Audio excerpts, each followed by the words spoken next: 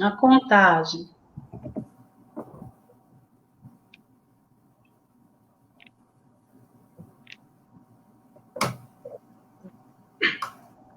Acho que entramos, né, minha gente? Entramos. Sim. Esperar o pessoal chegar aí. Vem chegando aos pouquinhos.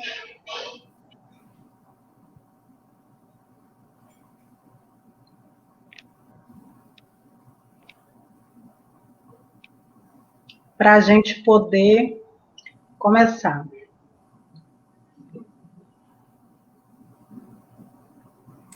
Vi aqui agora.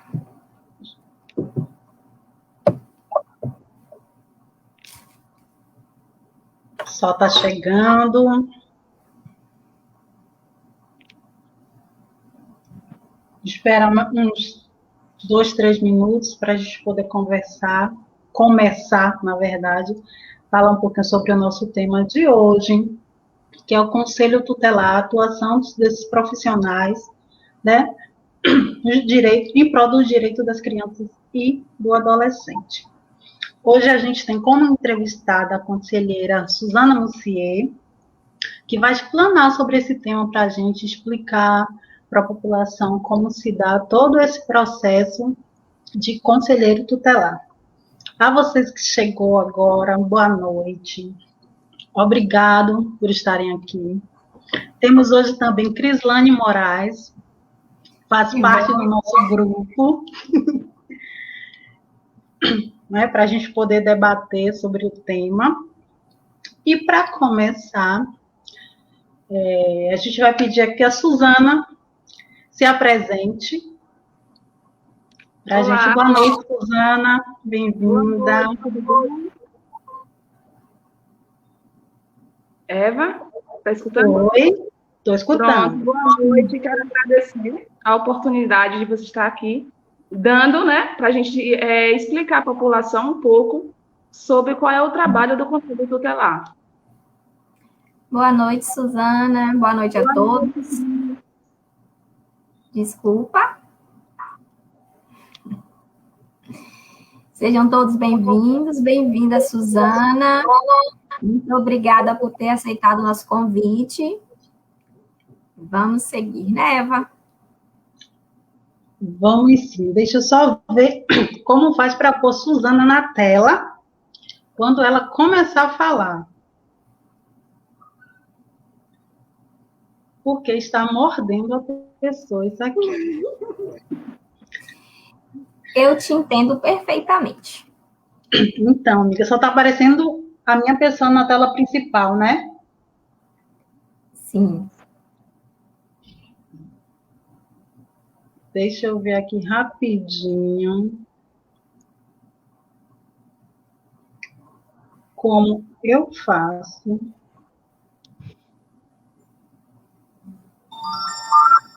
Pronto. Tá me ouvindo, Suzana? Estou. Então, meu amor, a gente quer agradecer, primeiramente, por você ter aceitado o nosso convite. A gente vai dar continuidade ao nosso debate. Para iniciar, o que é que a gente precisa saber? Como se deu a construção, historicamente, desse conselho? Vamos lá. Muitas pessoas criticam, né, o Estatuto da Criança e Adolescente, pois elas falam que o seguinte, deu direito a esses menores e não deu dever nenhum, e tiraram a autoridade dos pais. Mas se a gente perceber, antes do ECA vigorar em nosso país, tinha um Código de Menores, onde essa lei ela só vigorava quando o menor ele estivesse em situação irregular. Então, não atendia como um todo, só em situações específicas, né? De abandono, ato infracional, violação de direitos, dentre outros. Depois, foi criado a famosa FEBEM, que, na realidade, esses locais eram um depósito de pessoas. Em vez de promover direito, se tirava o direito e violavam ainda mais. Mas na década de 80, foi um divisor de águas, pois foi nesse ano que foi criado a nova Constituição, e aí a ONU ela começou a pressionar os países menores para promover o direito da criança e adolescente. Então, no ano 90, foi sancionada a Lei 8.069, que instituiu o ECA, que tem como primícia a proteção integral de todas as crianças e adolescentes, não somente aquelas como o Código de Menor vigorava anteriormente, em situações irregulares, mas agora todas as crianças e adolescentes elas passam a ter o apoio e o respaldo da lei. Entendi. Bem explicadinho para a gente poder entender como que começou, né, a se pensar a questão de proteger as crianças, de proteger esses adolescentes. Não é verdade? Partindo para uma outra pergunta. E ainda mais... Pode falar, Suzana. E aí vem, né, diferente do Código de Menor, essa lei agora, ela tem todo o direito fundamental. As crianças, elas passam a ser pessoa humana, que antes não era considerada assim. Onde a lei e o Estado e qualquer outros meios, ele tem a obrigação de garantir esses direitos estabelecidos no ECA, que é a proteção integral e absoluta. E de extrema importância, né, porque é necessário proteger as crianças e os adolescentes. E quando a gente vê o contexto histórico, a gente percebe que isso não acontecia. Embora hoje ainda encontramos algumas dificuldades, mas anteriormente isso era muito pior, né? As crianças eram retirados das crianças os seus direitos que estão na Constituição e que hoje estão na ECA, e foi de extrema importância esse passo que foi dado, e para garantir mesmo que essas crianças tenham educação de qualidade, que essas crianças estejam no meio social, que elas não estejam fazendo trabalho infantil, né, já que ela é uma criança ou um adolescente. E lembrando também que, né, que essa questão de divisão de fases, ela não existia, que a criança não era vista como um ser, como é que eu posso lhe dizer? Um ser em fases. Não havia essa divisão de criança, adolescente. Era uma criança e não havia nem esses direitos nem adquiridos e nem protegidos, né? Como o Cris acabou de falar, realmente. Quer acrescentar alguma coisa, Suzana? Não. Desculpa. Pode falar.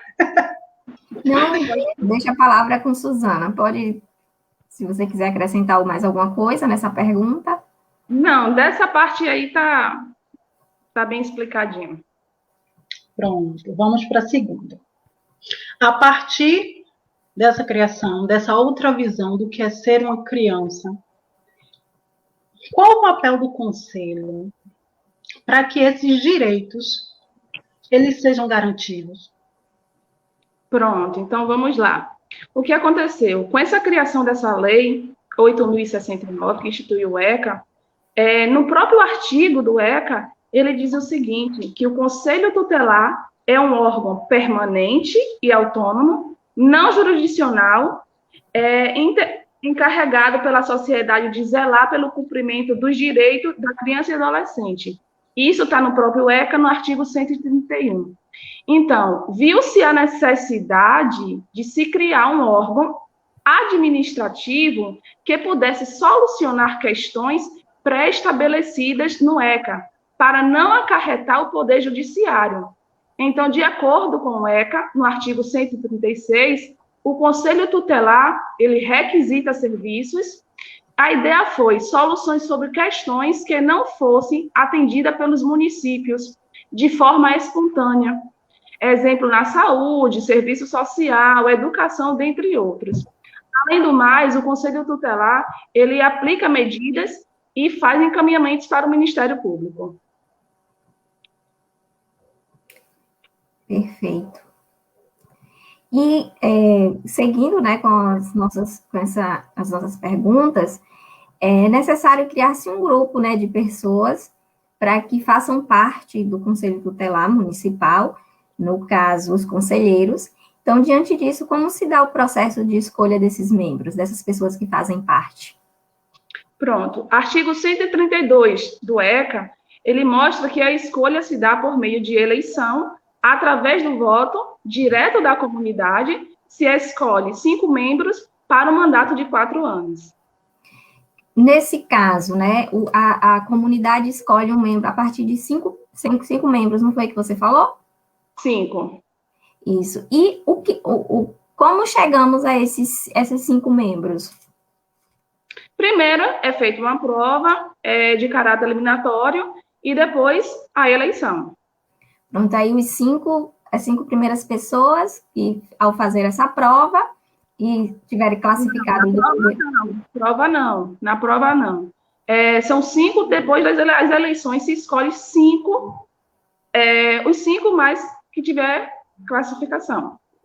Pronto, ótimo. Entendi. A escolha dos 5, do número de membros de conselheiro, ele é dado a partir da quantidade de habitantes de cada município? Não. O próprio ECA, ele mostra o seguinte, que é geral. Em todos os municípios, cada conselho tutelar tem 5 membros. Tem municípios, porque serem maior, tem mais de um conselho tutelar. Mas todos são 5 membros. Ai, que interessante. Não sabia nessa questão de quando o município tem uma população maior, é necessário mais de um conselho, então, né? Porque um só com 5 membros provavelmente não é capaz de resolver ou minimizar os problemas encontrados com as crianças e os adolescentes. É isso? Não sabia que precisava 2. Eu acreditava, como Eva, que poderia ter mais pessoas dentro do mesmo conselho, não ter mais de um. Isso, exatamente. Eu pensei que esse número ele se dava pela quantidade de habitantes, mas hoje, agora, a Suzana explicou que não, que a escolha dos membros e a quantidade não tem nada a ver com o número de habitantes de cada cidade. Vamos para a próxima. Deixa eu ver se tem alguma pergunta aqui das pessoas que estão assistindo.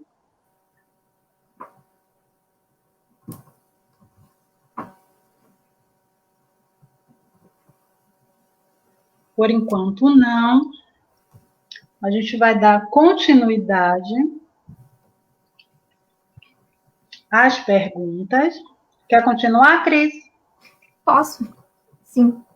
Então, como proceder em um caso de denúncia, né? Quando uma pessoa identificar que é necessário a intervenção do Conselho Tutelar, qual o procedimento que eu, como cidadã, que percebi algo diferente em algum lugar, qual o meu primeiro passo? O que é que eu devo fazer para denunciar o que está acontecendo diante do que eu observei?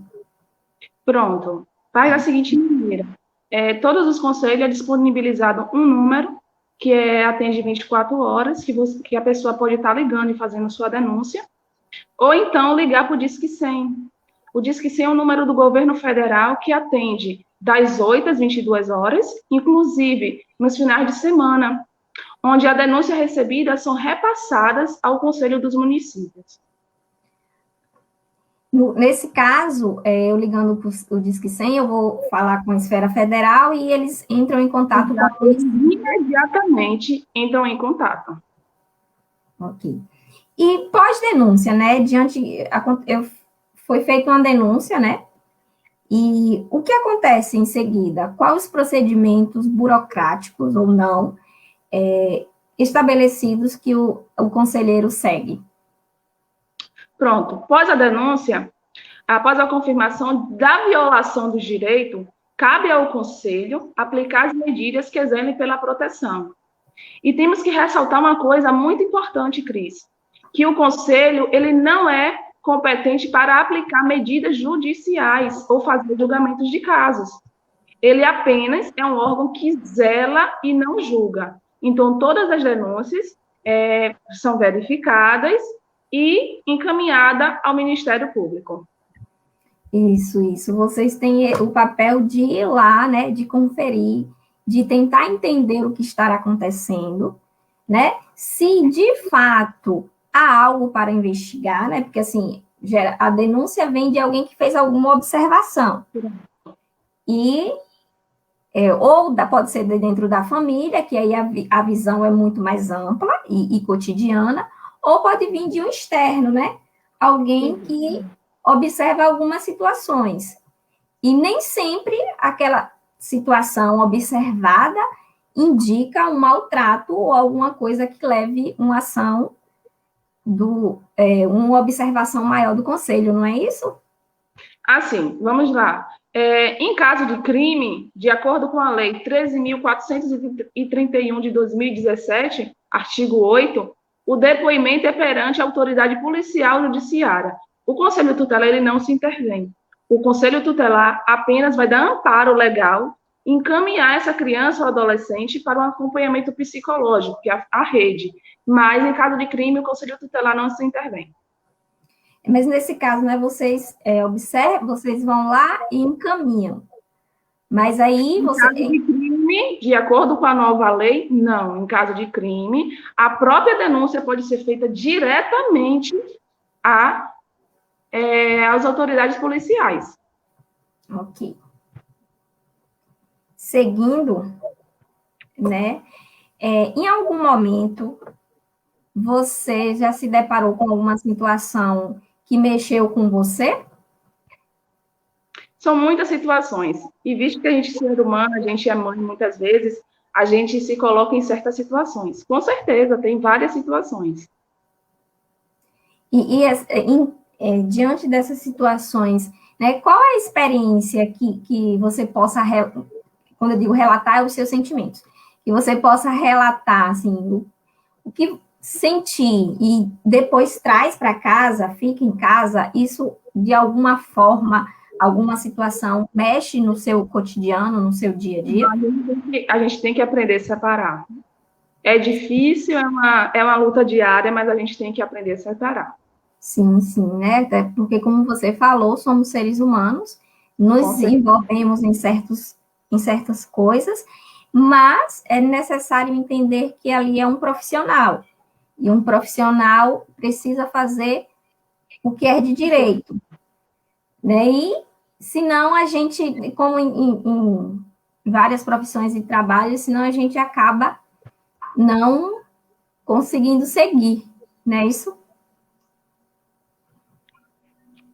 Com certeza. E também é uma situação que as pessoas muito se falam do Conselho Tutelar, muito se falam, muito se criticam, mas as pessoas procuram conhecer pouco qual é o trabalho do Conselho Tutelar e, às vezes, querem que o Conselho Tutelar faça as coisas que não é de sua atribuição. É porque eu acredito, né, que como leiga, eu falando, a gente acaba confundindo de fato, por isso que um momento desse é de extrema importância. A gente acaba confundindo onde é que vai o conselheiro, onde é que vai a justiça, onde é que vai os órgãos competentes em relação a crime, por exemplo, né? A gente acaba misturando e achando que todo mundo faz a mesma coisa. O conselho é o conselho tutelar, então ele tem o poder de fazer isso, e você acabou de explicar que não é dessa forma. Por isso, esse momento de extrema importância, né? Porque a gente precisa conhecer a fundo o que é o conselho, para que a gente possa, a partir de uma situação, ter uma opinião sobre, né? Porque, separadamente, cada um tem as suas funções, e em conjunto se faz um excelente trabalho, não é isso? Exatamente. Então, vamos falar só um pouquinho sobre aonde vai o conselho. Qual é o papel do conselho? Então, o conselho ele entra na situação de quando uma criança ela não está matriculada na escola ou então a criança está matriculada, mas não frequenta a escola, apresenta problema de saúde e não tem um atendimento médico adequado pelo município, a necessidade de uso de medicamento, mas não tem acesso ou não usa adequadamente, apresenta sinais de maus tratos e agressão. A criança também que vive com um contexto familiar, com a formação difícil, o Conselho Tutelar ele pode agir, e em condições daquelas crianças que trabalham e não são em condições específicas pelo ECA. Exatamente. Agora, vamos supor, uma criança que não está frequentando a escola, por algum motivo, essa criança não está frequentando a escola. Aí alguém percebe isso, denuncia faz essa denúncia. E aí, como vocês agem numa situação como essa, por exemplo? Então, vamos lá. Quando a criança ela não está frequentando a escola, é obrigação da instituição comunicar o Conselho Tutelar. Depois que eles tentaram entrar em contato com essa família. Depois de que todos os esforços da escola foram esgotados em chamar os pais, comunicarem, a criança continua sem frequentar, chama o Conselho Tutelar. O Conselho Tutelar chama os pais, explicam, e aí, se a criança tornar a não continuar frequentando essa rede de ensino, encaminhamos para o Ministério Público. Aí mais um exemplo de cooperação, né? O Conselho Tutelar, junto com a escola, né, trabalhando, nesse caso, como você falou, a escola tenta de tudo, né, procura os pais, tentar entender o que está acontecendo, no momento que não há uma explicação plausível, o conselho é acionado, e aí você vê, mais uma vez, o quanto é importante as instituições, o quanto é importante esses segmentos para que, trabalhando juntos, possam garantir que toda criança e que todo adolescente seja, de fato, assistido, tenham seus direitos garantidos, como diz na Constituição e no ECA. Com certeza, porque, assim, a lei é clara, a Constituição é claro, o ECA é claro, mas o Conselho Tutelar, muitas vezes, tem que adentrar em situações onde as pessoas sabem da lei, mas não cumprem. E aí a gente tenta compreender, né, por quê.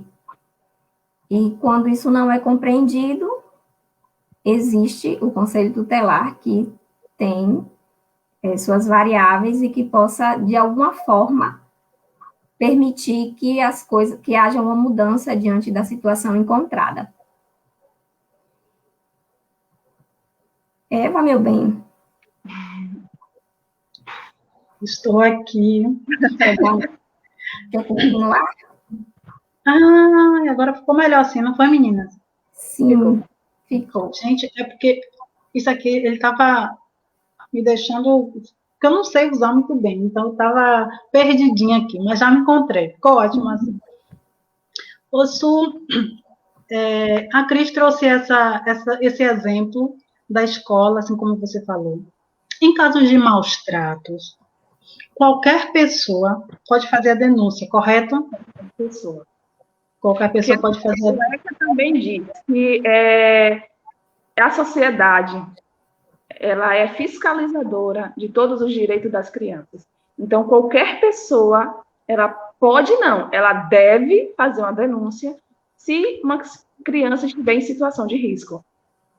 Lembrando que é anônima, né? Sigilo total, se você sabe de alguma coisa, de algum maus tratos ou de alguma violência contra a criança, você deve, como Suzana bem deixou explícito, você deve denunciar, porque é responsabilidade de toda a sociedade proteger as crianças. E porque também é importante a gente dizer isso, que a gente sempre acha, e ouve dizer também, que o pai que é responsável pela criança. o filho é meu, eu faço o que eu quiser. Só que, na verdade, e muitas vezes não é assim. Está acontecendo coisas com crianças, casos de maus tratos, e outros casos mais, e os pais acham que não vai dar conta de ninguém. Pode ser até por não entendimento ou por reproduzir o que ele já viveu também, porque normalmente é o que acontece. Mas é importante também deixar esclarecido que proteger a criança é a responsabilidade de toda uma sociedade. E tem uma perguntinha aqui que eu vou ler para você. A Elisandra está perguntando: quais as dificuldades encontradas na atuação como conselheira? Excelente pergunta. Vou te dizer, graças a Deus, até o momento, a dificuldade são poucas. Porque, assim, a gente trabalha muito com a parceria com o município, com a Secretaria de Saúde, a Secretaria de Educação, o Serviço Social. Mas foi criado agora, né, pelo governo, a rede, que é um sistema integrado, especializado, que vai dar suporte a toda criança, adolescente e a família dele, se tiver dificuldade. Então, eu acredito que até o final desse ano, no nosso município, eu espero que seja implantado, que aí sim vai ser um grande avanço. Essa rede Sul, o que seria? Teriam múltiplos profissionais, além do conselheiro? Não vai ser diferente, não vai ser no conselho. A rede vai ser um sistema implantado no município, um sistema especializado mesmo para o atendimento dessas pessoas. Entende? Com psicólogos e outros profissionais. Exatamente. Porque assim, Eva, o que a gente mais vê é que as pessoas reproduzem a forma que foi criado. Às vezes as pessoas elas não querem maltratar, às vezes, entre aspas, né, os seus filhos. É porque ela foi criada nesse ritmo. Então, elas reproduzem. Então, o conselho ele não só está ali para punir, não. O conselho está para aconselhar e orientar, chamar aquele pai e mostrar que você conversando, que você tendo outra forma de criação, você vai ajudar seu filho. Que geralmente a porrada ou maus tratos não vai levar a lugar nenhum. Definitivamente, a gente não pode falar do presente e do futuro sem lembrar do passado, né? Eva começou falando há pouco o quanto os pais têm o sentimento do meu filho, né? Esse sentimento de poder mesmo, é meu, é tanto que a gente fala, o meu filho, né? Isso que foi herdado, né? Isso muito vem do patriarcado, né? Onde, na maioria das vezes, o pai é aquela pessoa que se coloca como eu tenho o poder dessa família aqui, principalmente o dono, principalmente dos filhos. Portanto, eu posso fazer sim. Inclusive, eu estou educando o meu filho. Porque o meu pai me educou dessa forma. E hoje eu sou uma excelente pessoa, porque eu fui educada dessa forma, porque eu apanhei bastante. E isso é reproduzido. Né? Isso a gente vai no passado e consegue compreender o que acontece hoje. Óbvio que hoje existem muitas mudanças a passos lentos. A gente vê famílias que vivem de forma muito diferentes, pais, né, homens com um pensamento muito diferente e deixando para trás um pouco desse patriarcado e vem construindo a pequenos passos, talvez, mas vem construindo uma visão de vida diferente, enxerga a família, os filhos de forma diferente. Mas ainda não por total, né? Tanto é que a gente precisa de leis, a gente precisa do Conselho Tutelar e tantas outras instituições. E aí é onde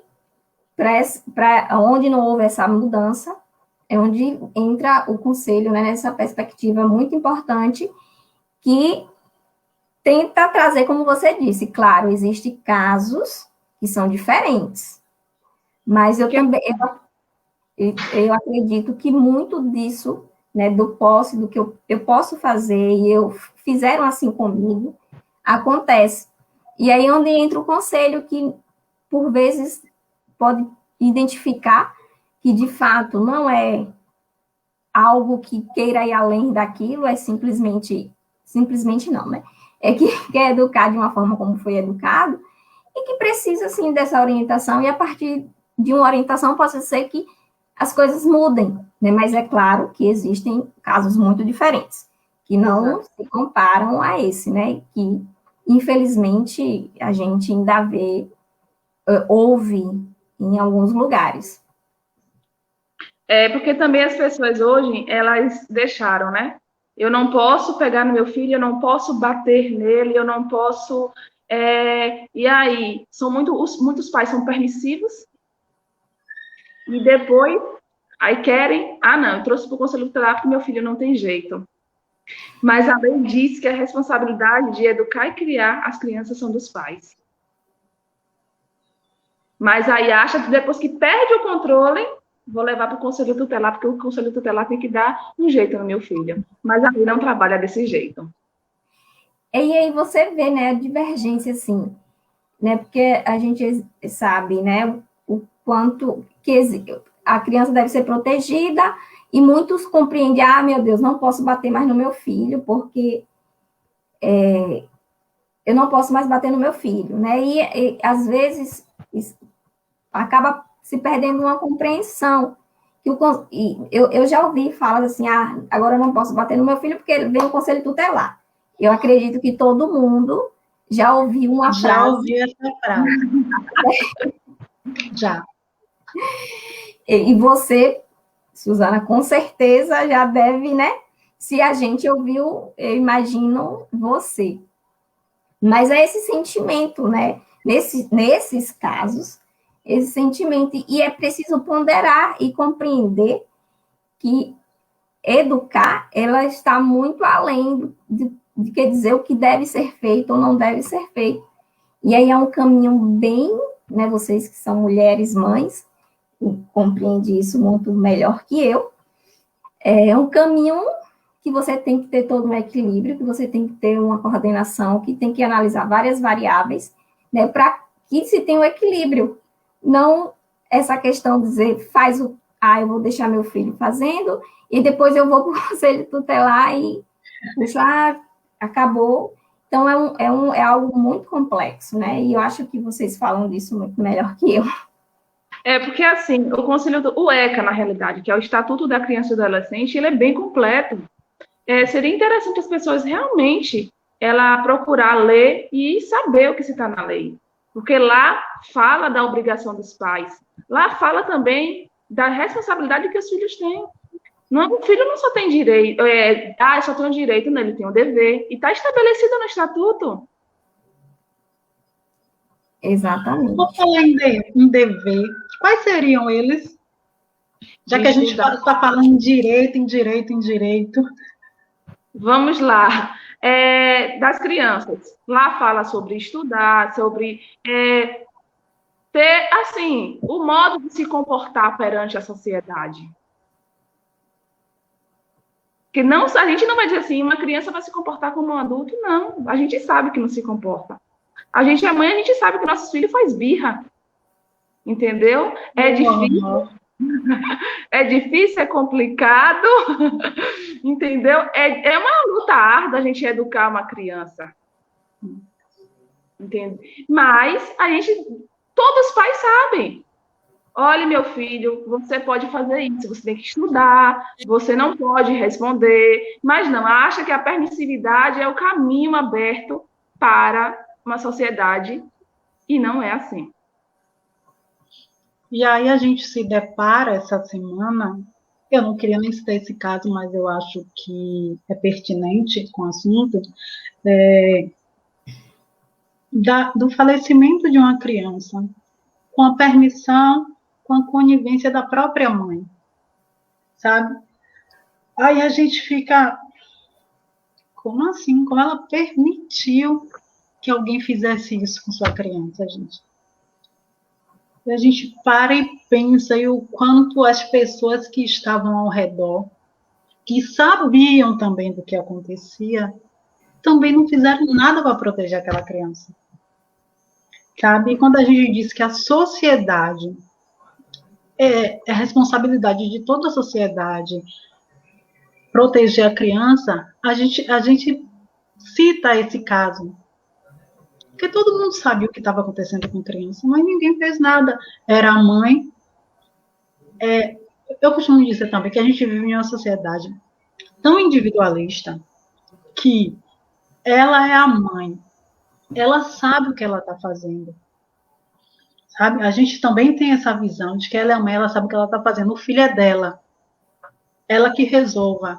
E aí a gente vê tantas crianças sendo maltratadas, sendo estupradas, sendo violentadas de todas as formas. E a sociedade, ela vê, muitos são coniventes, e elas acabam vindo a falecer e a gente para realmente para pensar, sabe?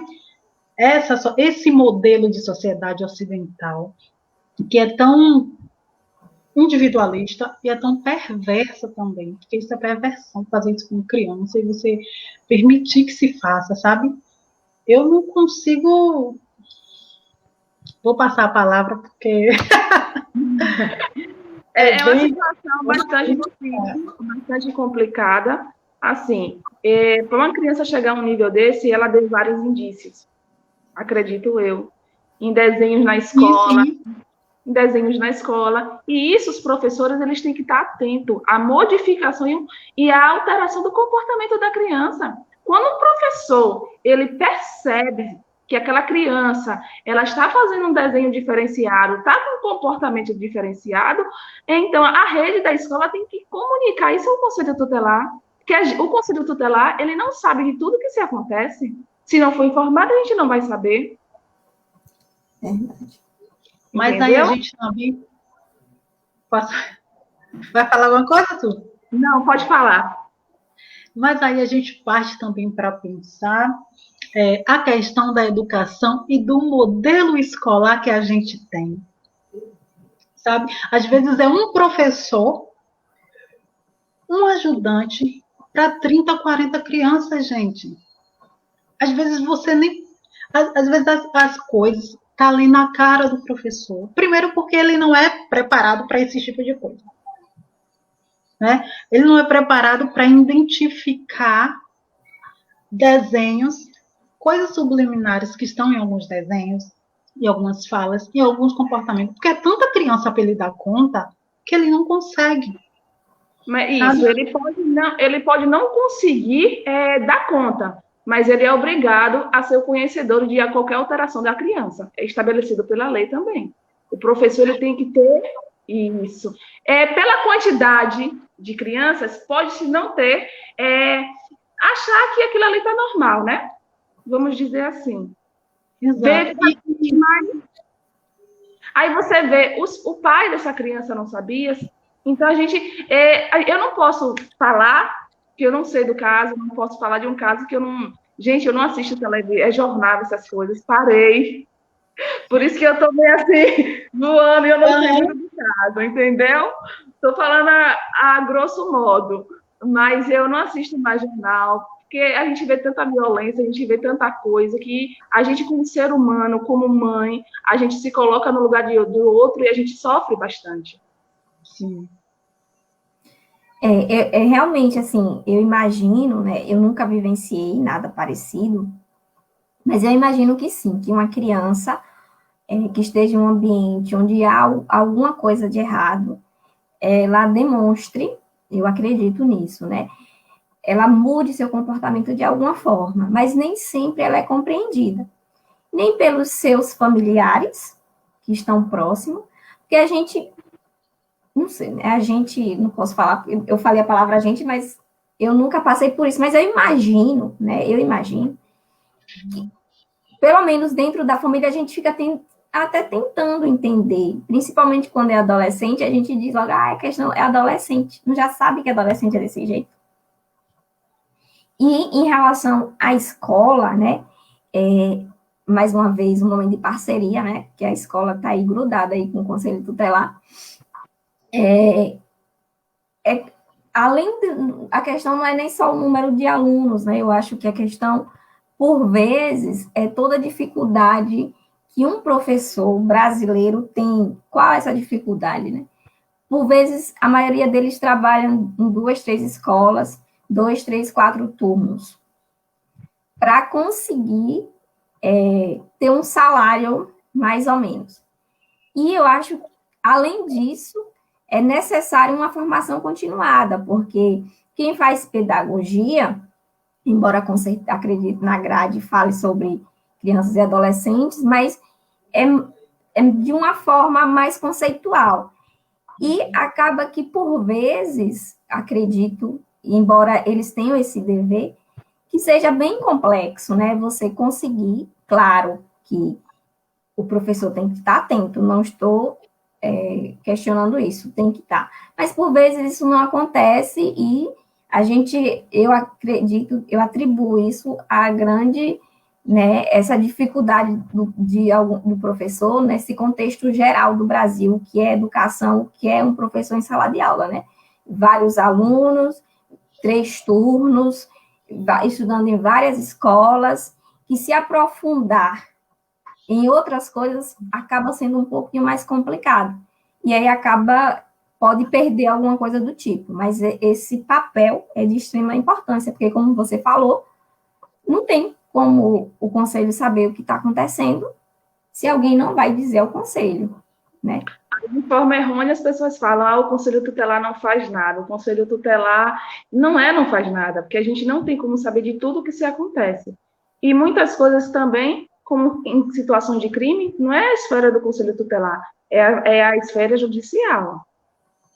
E aí o conselho tutelar não se adentra nesses termos.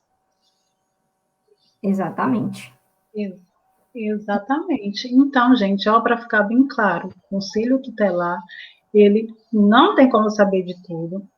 As coisas, eles só poderão fazer a partir do momento que você vê, que você vai lá, que você denuncia. Aí sim, eles podem dar um passo à frente a partir do momento que você vai lá e denuncia. Se você sabe, se você vê e você não denuncia, é impossível o conselho tutelar agir, mesmo que eles saibam, mas eles precisam que haja uma denúncia, para que eles possam avaliar, não, como é que eu posso dizer? Que eles possam intervir, que eles possam ir mais a fundo para saber o que realmente está acontecendo e proceder a partir disso. Correto, Suzana? Falei alguma besteira? Não, está corretíssima. Agora sim, e vale salientar que, em questão de crime, liga para a polícia, não para o conselho tutelar, porque o conselho tutelar não tem autoridade em situação de crime para ir lá. Aí, às vezes, liga para o conselho não fez nada, mas a gente não... Não pode. Uma outra coisa importante também, porque eu achava, né, que era também a atribuição do conselho, a partir do conselho, liga para o conselho, e o conselho dá outras providências para a polícia, para o ministério, não sei, para onde fosse necessário. Eu achava que era assim, realmente, mas agora ela está dizendo. Porque teve a alteração na lei. Com essa alteração dessa lei, Eva, mudou-se muita coisa. Essa lei 13.431 de 2017, ela mudou bastante coisa. Então, tirou muita coisa do conselho tutelar. Anteriormente, podemos dizer que podia se fazer isso, mas hoje mais não. Explicadinho. Exatamente, porque assim como Eva, eu também, eu achava assim que abusos, violência, né, que se configuram. Não pode. Não é isso. Que se abuso pela violência. Eu imaginava assim, que violência e abuso que se configuram crime, a gente procurava o conselho e daí surgia outras, que eu sabia, né, que não tinha o poder de fazer, mas era o caminho para que quem tivesse, fizesse, né? Mas agora, nesse exato momento, você deixou isso bem claro, que não. O que se configura crime, liga-se para a polícia. Exatamente. O conselho é para quando um direito da criança não esteja sendo obedecido. De alguma forma, estejam tirando o direito de uma criança, é onde o conselho entra, tentando entender por que aquele direito não está sendo garantido pelos pais ou responsáveis, entender e aconselhar. Pode falar, desculpa. Caso aconteça novamente, aí existe algumas providências que o conselho pode tomar, não é isso? É assim, em alguns casos, quando chega ao conselho, a gente não espera a segunda vez, não. A gente encaminha logo, faz uma notícia de fato ao Ministério Público, que é eles que a gente tem que informar. No caso de agressão também, o Conselho Tutelar se intervém, sim. No caso de agressão, se intervém. E também no caso de a criança estiver vivendo em um lar prejudicial, o Conselho Tutelar se intervém. Uma dúvida que me surgiu aqui. Em casos de crime de internet, vocês intervêm? Por exemplo, exposição de criança. Pronto, exposição de criança. Vai em duas esferas. Vai na esfera criminal, que lá com a justiça, e a gente, se souber quem foi que fez essa denúncia, essa pessoa pode se aplicar nela medidas. E o Conselho Tutelar tem autonomia para aplicar medidas em casos que são determinados na lei.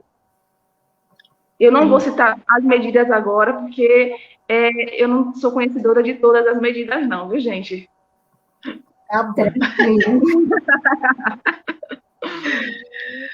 Mas, pronto, entendi. Caso, exposição, internet, crianças expostas, pronto. Pode ligar para o conselho?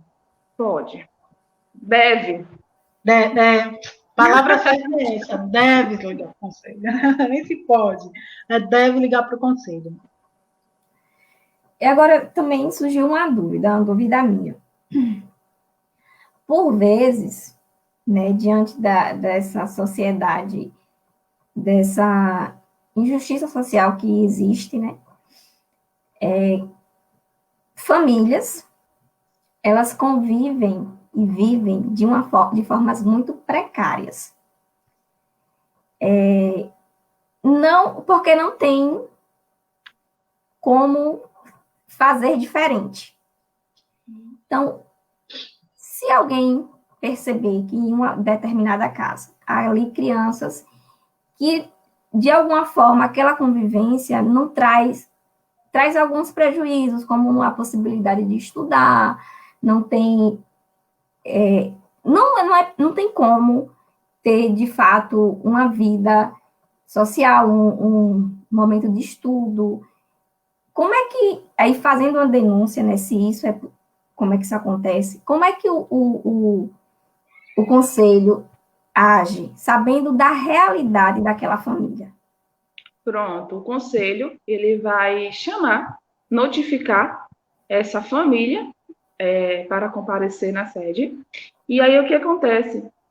A gente vai encaminhar essa família para um psicólogo e para o serviço social. Que pela lei, eles têm que dar um amparo, e dão realmente amparo para essa família, no que se precisar. Nesse caso, entra também, né, além a prefeitura, não sei, mas esse órgão... Quando eu falo serviço social, é a secretaria interligada, né? A gente trabalha diretamente. Pronto, tranquilo. Entendido, gatinha. É porque, assim, né, muitas crianças a gente sabe que não tem seu direito de fato, muitas vezes pelas questões mesmo sociais, né, que infelizmente é gritante, né, a desigualdade social no Brasil, e a gente vê e observa muitas crianças em lares vulneráveis, mas não pela irresponsabilidade, mas pela questão social mesmo. Com certeza. Agora, pode falar, Cris, desculpa. Tranquilo. E agora, nessa pandemia, isso tem sido visto, né, mais uma vez, tem sido escancarado, né, porque a gente sempre viu, ela sempre existiu, e nessa pandemia a gente tem repensado e visto o quanto famílias estão vivendo em vulnerabilidade. Exatamente, porque trabalhamos com... acionamos uma criança, ela está vivendo numa situação de vulnerabilidade. Comunicamos isso, documentado, claro, ao serviço social. Se o serviço social, porventura, a gente é uma suposição, tá? Se porventura esse serviço não for atendido, a gente vai fazer o quê? Vai encaminhar isso ao Ministério Público, dizer que aquela criança está precisando, a gente foi solicitou, e o poder público, ele não trouxe os direitos para essa criança. Tinha uma pergunta aqui justamente sobre isso. Quando é o poder público, porque você tem falado, né, das parcerias, de como isso é importante, e tinha uma pergunta justamente sobre isso. Quando o infrator é um órgão público, quando ele não garante o direito a essa criança, o que é feito? Aí ele é denunciado ao Ministério Público, eles vão ter que responder isso. Exatamente. É importante, porque assim, as crianças e adolescentes têm seus direitos, os pais responsáveis, ele faz a primeira parte, mas o Estado também é responsável por essa criança. O Estado também tem que garantir educação, tem que garantir educação de qualidade. O Estado tem que garantir emprego para que a família sobreviva. O Estado tem que garantir que nós tenhamos uma vida, de uma certa forma, confortável, ao menos que a gente possa sobreviver de forma digna, né? Então, por isso me surgiu e por vezes, existem várias crianças em estado de vulnerabilidade, mas por uma questão social do que propriamente dita responsabilizada por os seus pais ou seus responsáveis. E, infelizmente, a gente também tem que gritar. Infelizmente, a gente tem que gritar, né, porque esses direitos sejam garantidos, que o Estado esteja lado a lado e garanta que as nossas crianças, nossos adolescentes e os nossos adultos também possam ter uma vida digna. Porque é o que eu sempre digo, para uma criança ela crescer de uma forma digna, ela tem que ter uma base fortalecida, ela tem que ter uma boa base. Se você não tem uma boa base, você não vai ter uma estrutura de qualidade. Então, a gente tem que, na realidade, tem que se trabalhar com a prevenção. Eu acho melhor você trabalhar com a prevenção das coisas do que depois do que ser o fato de ter acontecido. Então, se trabalhar com a sociedade, com a prevenção, com palestra, isso aí vai ser bem melhor, porque as pessoas vão saber de seus direitos. E a gente vê o quanto, né, a gente conversa sobre várias temáticas direcionadas, mas aí a gente percebe o quanto a educação é de extrema importância, porque sim, né, construir uma família é algo importantíssimo, e entender como essa construção deve acontecer, né, por vezes, a questão de ter muitos filhos, né, essa prevenção, já que se há poucas possibilidades de trabalho, então tudo isso está atrelado, como você falou, palestras, conversas, diálogos, está atrelado à educação, uma educação onde precisamos falar também sobre isso, né, educação familiar, educação sexual, educação ambiental, que se entrelaçam e estão ligados a também essa desigualdade social que existe no Brasil, né? Onde quem consegue ter uma educação, uma escolaridade, uma educação que de fato ela aconteça, né? Que ela de fato aconteça, você acaba fazendo algumas escolhas que futuramente pode contribuir no como as famílias vivem. Isso está atrelado ao passado e também a essa questão de prevenção que está ligado à educação. Exatamente. Eu não sei se vocês já assistiram um filme chamado Mundo Maria, alguma coisa Maria. Eu não lembro bem. Que assim, é a questão de como as coisas elas vão se não é bem refazendo, mas elas vão se reproduzindo sempre da mesma forma, sabe? Como se fosse uma roda girando e sempre acontecendo da mesma forma, partindo da mesma premissa. E a história de uma moça que vou contar aqui rapidinho, uma história de uma moça que ela tem os sonhos, mas ela não teve oportunidade de realizar esses sonhos.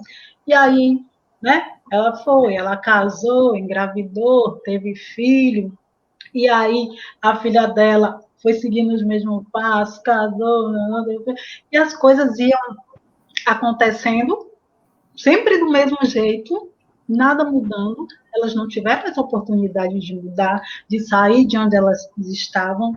E assim, eu fico imaginando de como é realmente isso. A gente não dá estrutura para que uma criança venha ao mundo de uma forma digna. Essa nossa sociedade, ela não dá estrutura, não dá oportunidade de que uma criança, de que uma mãe, por exemplo, por mais que a gente fala, mas lá no postinho da camisinha, mas a internet está aí. Só que a gente sabe que a internet está aqui, mas a internet não está aqui para todo mundo. Só que a gente sabe também que não é porque você está aqui olhando na internet que você vê certas coisas e você consegue refletir sobre isso, que é também uma questão de uma educação precária, porque muita gente sabe ler, mas ele não sabe interpretar o que está lendo. E assim, a gente vê muitas mães tendo vários filhos, mas sem ter um suporte que deveria ter sido dado antes. Como o Cris falou, com a educação, como a Susana falou, com palestra, com todas essas coisas que possam minimizar ou propiciar, tanto para a família, como para a criança, um futuro melhor.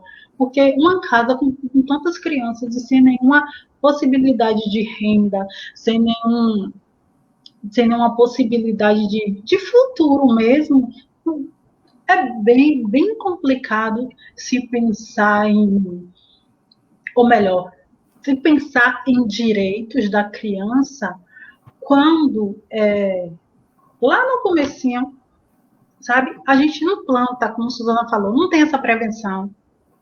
É como as coisas estão aí, a gente só vai resolver quando ela já aconteceu. E a gente vê que não é algo que dá muito certo. Na realidade, Eva, na minha humilde opinião, né, eu acho que tudo teria que ser um elo, e esse elo tinha que ser fortalecido. Município, educação, saúde, serviço social, conselho tutelar. Se fosse um elo fortalecido, poderíamos tornar uma sociedade melhor. Mas para isso tem que ter o quê? As parcerias, as uniões, o fortalecimento de vínculos. Essa é a palavra correta. Se fortalecer o vínculo, podemos melhorar um pouco a nossa sociedade. Exatamente, mas aí a gente vai partir do estar disposto, sabe?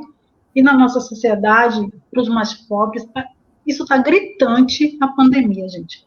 A desigualdade, óbvio, ela sempre existiu, mas agora está gritante.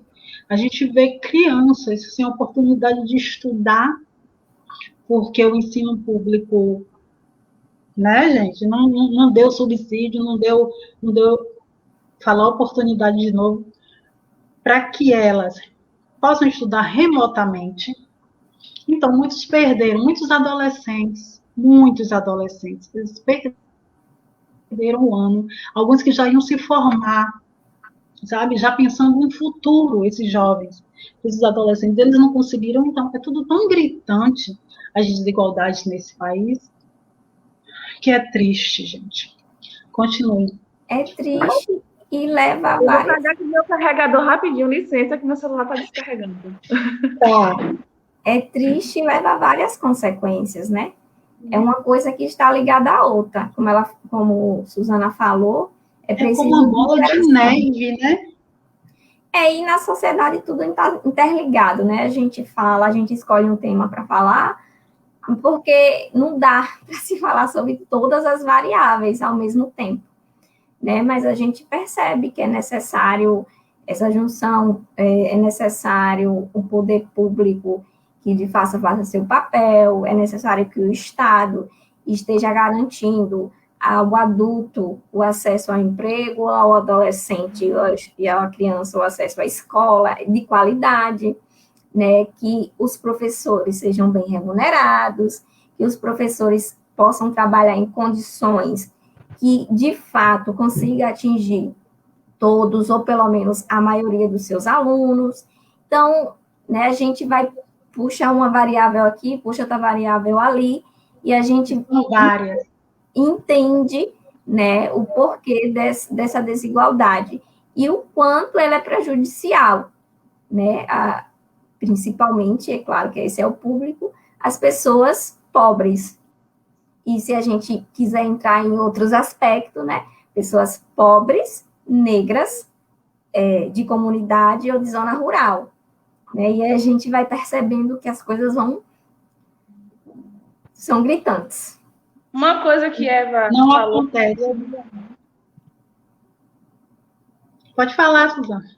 Uma coisa que você falou e eu achei muito interessante, que as crianças nessas aulas online, e aí muitos professores e sistema de educação, eles não querem saber se aquela criança ela tem acesso ao Wi-Fi. E aí entra o conselho tutelar, porque aquela criança ela tem que ter direito a estudo, a educação, regida pela lei. Se ela não tem Wi-Fi, a instituição de ensino ela tem que providenciar outros meios para aquela criança continuar estudando. Nossa, você foi perfeita agora na sua colocação. Perfeita, né? Porque nesse meio remoto, hoje, está todo mundo sem saber muito bem como agir, né? Professores, alunos, escola, mas a escola, ela tem a obrigação de resolver problemas. Se há, nesse momento, e quando não, ela não faz o que ela deve fazer nesse sentido. Vocês entram. Essa colocação eu não tinha nem, para ser sincera, não tinha nem pensado nisso, né? E aí, onde a família, nesse caso, pode solicitar, não é isso? Exatamente. A família pode solicitar o conselho tutelar, falando das condições que ela não tem condições, a internet, e aí a gente vai acionar a escola, porque a escola tem que ter outros meios para mandar essas atividades para os alunos. Os pais eles não têm a obrigação de se adequar a esse sistema online. Exatamente. A escola tem que adequar o sistema dela às condições das crianças. Perfeito. E aí, lembrando, a gente pode observar que a família tem o conselho como alguém, né, uma instituição, posso dizer assim, talvez, ou um sistema que pode ajudar nesse sentido, né? Bem colocado agora. Né? E para isso, por vezes, os pais e as mães ficam meio perdidos, né? Diz, mas a gente não tem internet, a gente vai fazer o quê? Aí, ó, pode acionar o conselho tutelar. Exatamente, Cris. Super, super importante isso aí que a Suzana falou. Essa explicação, porque a gente, os pais realmente, eu vou fazer o quê se eu não tenho internet, né? Agora, meus amores, vocês já sabem o que fazer. Não tem internet? Pronto. Vá no conselho tutelar, faça uma denúncia e deixe com as conselheiras que elas vão tentar resolver. Tentar, Suzana? Me corrija aí. Tentar, não. Ele vai ter que resolver esse problema. Ele vai ter que adequar o ensino dele às condições das crianças.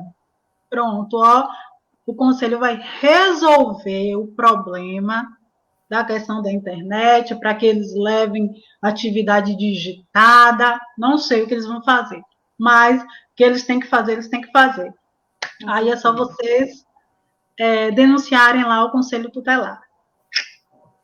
Se ligaram, né? E assim, deixa eu te dizer, Eva, não é só uma denúncia, não é só a denúncia anônima. O pai pode chegar lá e pedir, eu estou precisando Não só denúncia anônima, não. Olha, eu estou passando por uma situação de financeira difícil, minha família está passando, eu preciso da ajuda. Eu tenho criança e adolescente em casa. Pronto, mas se esse pedido não for acatado, vocês já sabem o que vocês devem fazer, né? Suzana falou aí, já esclareceu as coisas direitinho. Mas é atendido. Vamos pensar positivo. Todos são atendidos. Sim, sim, assim. E também, né, pelo que eu venho acompanhando, há sim também essa preocupação, né? Porque nós sabemos, inclusive o Estado, né, o governo estadual já falou sobre isso. Todos os debates voltados para o ensino nesse momento estão acerca disso. Como voltar às aulas? Não tem como voltar, mas como garantir que todos tenham acesso, continue na escola, na universidade, se nem todo mundo tem internet. Então, isso foi um debate que veio e é necessário, é importante. E muitas das escolas estão preocupadas, os conselhos escolares, sim, estão preocupados nesse sentido e tentando, né, de alguma forma, mas pode ser que não contemple a todos em algum momento. E se isso não faz, é necessário que se tome providências. Eu até então não sabia, né? Eu imaginei que um pai que passa por uma situação dessa, eu, como mãe, eu iria até a escola, e que eu acho que é o primeiro caminho também, entender o que está acontecendo. Pode-se também fazer isso. Isso, Os pais podem e eu acho que devem. Primeiro procurar a escola na realidade. Numa negativa da escola, eles procuram. Conselho.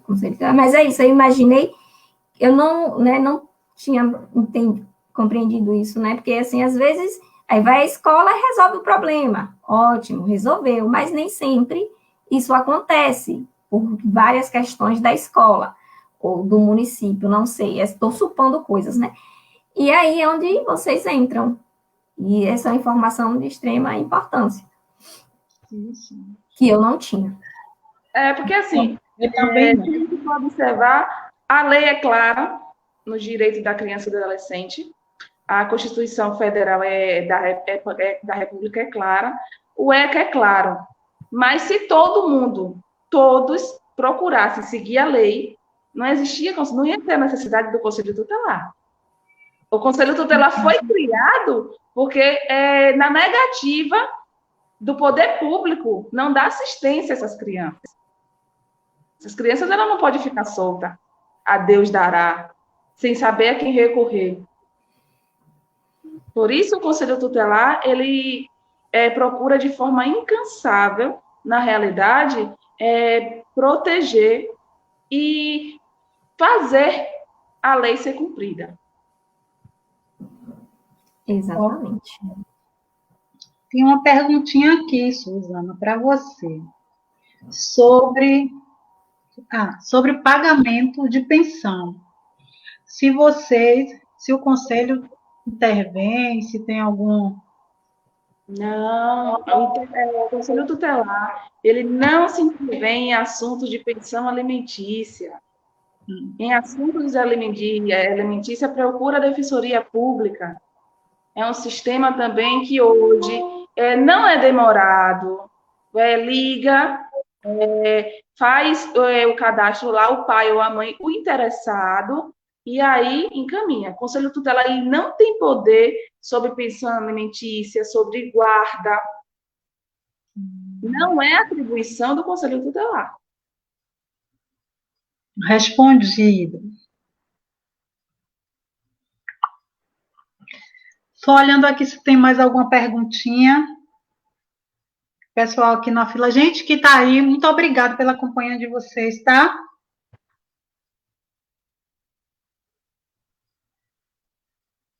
Deixe-me ver. Deixa eu falar com o povo que está aqui. Fabiana Pereira, Jorge Lima, Olívia Palmeira, Sandrilene Nascimento, Rosângela dos Santos. Bem-vindos vocês. Deixa Deixa eu ver quem mais. Sandro Carvalho.